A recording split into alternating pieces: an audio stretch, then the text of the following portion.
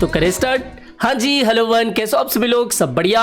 आज तो भैया ओवरऑल क्रिप्टो मार्केट का हाल थोड़ा सा हमें बेहतर ही देखने को मिल रहा है। कल जो बीटीसी में बड़ा पंप आया था, कल फ्राइडे की एक्सपायरी थी, कल मैंने साफ साफ बिल्कुल क्लियर कट कहा था कि भैया 30,000 तक मेरे अकॉर्डिंग बीटीसी आज के दिन जा सकता है, और कल आपने देखा कि बीटीसी ने 30,000 का लेवल टच करा।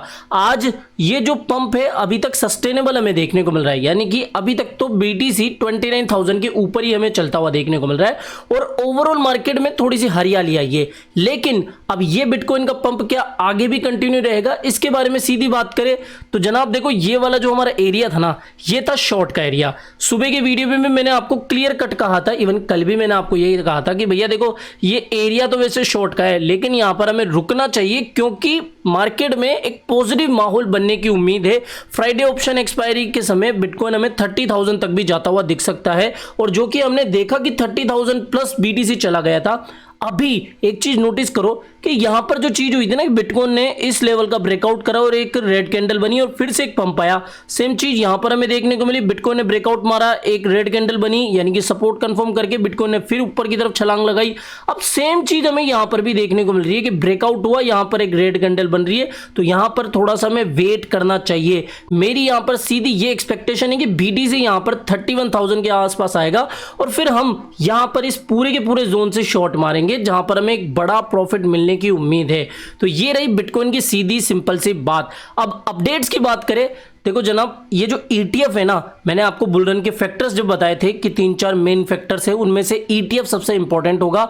तो ETF का अभी किस तरीके से ट्रेंड मार्केट में है, गूगल सर्च के जो इंडिकेशंस है वो हमें बता रहे हैं कि देखो 5 साल के हाई पर अभी ये ETF सर्च है, यानी कि ज्यादा से ज्यादा लोग इन दिनों जो स्पॉट बिटकॉइन ETF है वो सर्च कर रहे हैं। यानी कि ये पता लग रहा है कि लोगों में कितना भी इसका इंटरेस्ट है कि लोग इतना सर्च मार रहे हैं। साथ ही यहां पर एक चीज और बताऊं, अब काफी लोग कहेंगे कि भैया ETF अगर अप्रूव भी हो गया तो क्या ही होगा, क्या ही मार्केट पर असर पड़ेगा।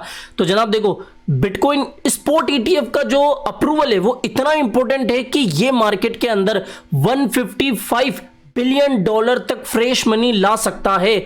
मतलब क्या है कि अगर स्पॉट बिटकॉइन ETF का अप्रूवल मिल जाता है तो ये जितनी भी कंपनियां जो कि ये ETF ऑफर कर रही है, ये मार्केट के अंदर लगभग 150 बिलियन डॉलर की फ्रेश मनी ला सकते हैं। और अगर 150-200 बिलियन, ये तो रिसर्चर्स के अकॉर्डिंग सिर्फ एक रफली नंबर है कि 150 बिलियन, अगर एक्सपेक्टेशन से ज्यादा मार्केट में फ्रेश मनी आई तो भैया मार्केट में एक काफी बड़ा हमें अपसाइड मूवमेंट देखने को मिल सकता है।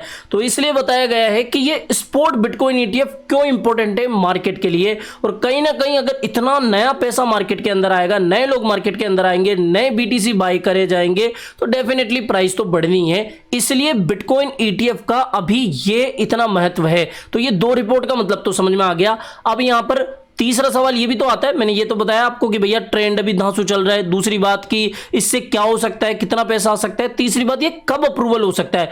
तो कोइनबेस के जो अभी एग्जीक्यूटिव्स है, जो उनके रिप्रेजेंटेटिव्स है, उन्होंने ये कहा है कि वो काफी ज्यादा कॉन्फिडेंट है कि अभी SSC के द्वारा जो रोड़ा डाला जा रहा है अप्रूवल के पद पर, वो कहीं ना कहीं जल्द से जल्द साफ होता हुआ दिखेगा। मतलब क्या है कि भैया कोइनबेस कॉन्फिडेंट है कि जो ये बिटकॉइन की स्पॉट ETF है ना, ये जल्द से जल्द अप्रूव होगी।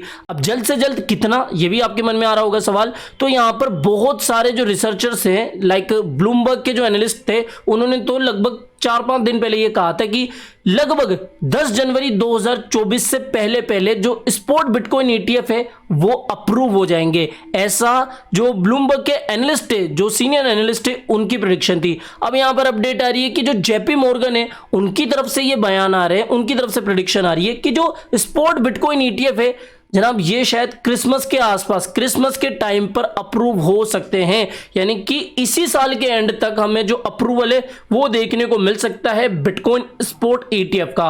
तो ये भी कहीं ना कहीं एक पॉजिटिव बात है। तो ये जो 3-4 रिपोर्ट थी ना, इसका मैंने सीधा सीधा आपको मतलब समझाया कि अभी कितना ट्रेंड चल रहा है। इसके अलावा अगर ये बिटकॉइन अप्रूवल, अगर ये बिटकॉइन ETF अप्रूवल हो जाता है तो इससे क्या होगा, कितना पैसा मार्केट में आएगा और कब तक आ सकता है, ये भी मैंने साफ साफ आपको बता दिया। और रही बात बिटकॉइन की, तो आपको ट्रेड समझ में आई गया कि 31 के लमसम हम ट्रेड में शॉर्ट मारने वाले हैं। अभी तो थोड़ा सा वेट ही कर रहे हैं क्योंकि सेम सिनेरियो जो पिछली बार बना था वो इस बार भी रिपीट हो सकता है। इंडिया से भी एक काफी बड़ी अपडेट निकल के आ रही है जनाब। केरला हाई कोर्ट में एक ऐतिहासिक डिसीजन या फिर उनकी तरफ से एक ऐतिहासिक स्टेटमेंट आया है। वो स्टेटमेंट क्या है कि why freeze entire bank account of trader just because unknown cyber criminals paid them through UPI. देखो अभी P2P के स्कैम तो सभी जानते होंगे कि कैसे होता है, किस तरीके से लोगों का पूरा बैंक अकाउंट ही फ्रीज कर दिया जाता था।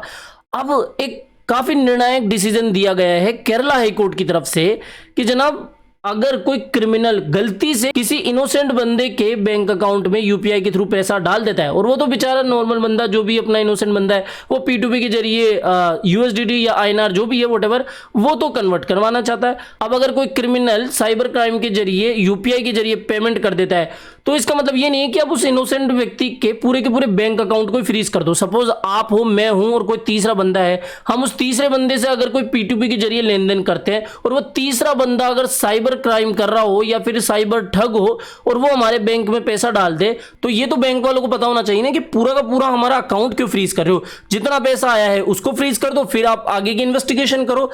कम से कम ये एक राहत की खबर निकल के आई है इंडियन मार्केट से कि हाई कोर्ट भी इस तरीके से जो ट्रेडर्स है उनके हक में फैसला सुना रहे हैं। और अगर केरला हाई कोर्ट की तरफ से इस तरीके का डिसीजन आया तो मे बी अगर पूरे इंडिया लेवल पे इस तरीके की पिटीशन जाती है सुप्रीम कोर्ट में तो शायद ये जो कोर्ट का निर्णय है वहां पर पेश हो सकता है और शायद जो फैसला है वो हमारे हक के अंदर आएगा। तो ये कहीं ना कहीं पूरे इंडियन ट्रेडिंग कम्युनिटी के लिए एक पॉजिटिव खबर निकल के आई।